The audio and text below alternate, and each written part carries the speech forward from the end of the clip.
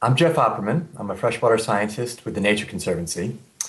And when we think about managing water, the water that we drink or managing floodwaters, much of the attention is on the gray infrastructure, the dams and reservoirs, the water treatment and delivery systems, the levees that hold back floodwaters. But what I want to emphasize today is that this gray infrastructure is resting on top of a foundation of green infrastructure, of forests and wetlands and watersheds and floodplains that are regulating and providing these critical flows of water.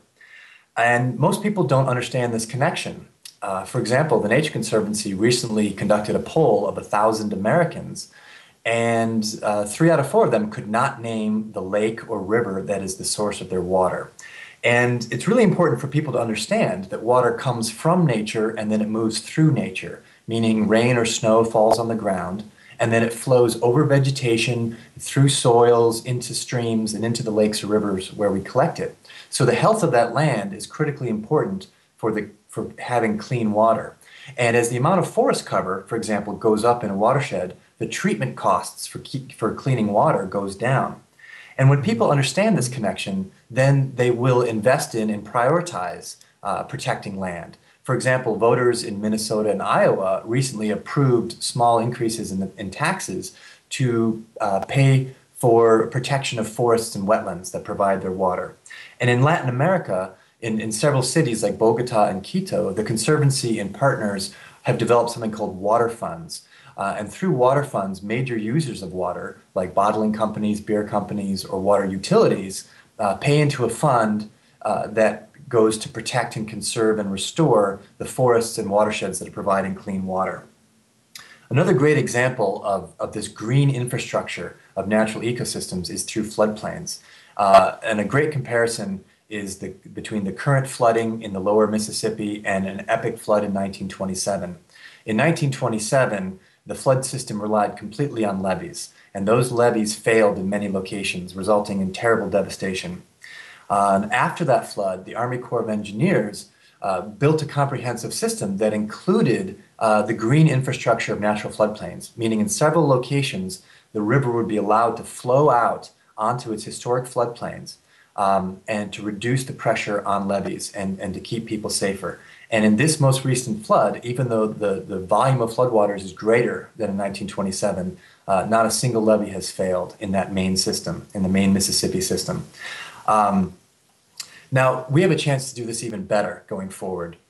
In the aftermath of that 1927 flood, although they recognized the flood risk reduction value of this green infrastructure of floodplains, at that time, people didn't appreciate the full spectrum of values that natural systems can provide for us.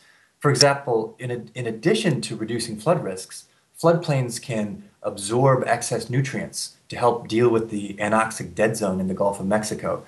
Floodplains also recharge groundwater, and they provide phenomenal habitat for fish. And of course, the green infrastructure is also providing natural and aesthetic beauty and open space and a lot of other values that our society really needs. And it's these multiple values of green infrastructure that's really one of the most compelling reasons that society should be investigating and investing more in it. A great example would be trying to control coastal erosion through seawalls or versus mangrove forests.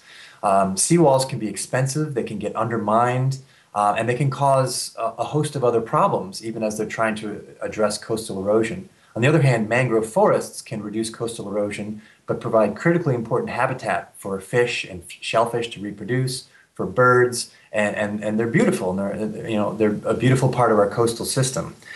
Collectively, governments and development organizations are going to be investing huge sums of money in expanding infrastructure to provide services like drinking water to all the people that don't have it, and for helping society deal with a lot of the disturbances that will be associated with climate change.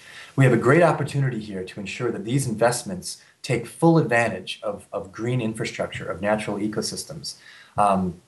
Not only because the green infrastructure will make the gray infrastructure more sustainable, more durable, and more efficient, but because of all these multiple values that green infrastructure is also providing us. And if you think about it, investing only in gray infrastructure is like continuing to paint your house or replace your roof shingles even as your foundation is crumbling away. We need to take care of that foundation, and clearly we need to make sure that we're investing in restoring and maintaining the foundation.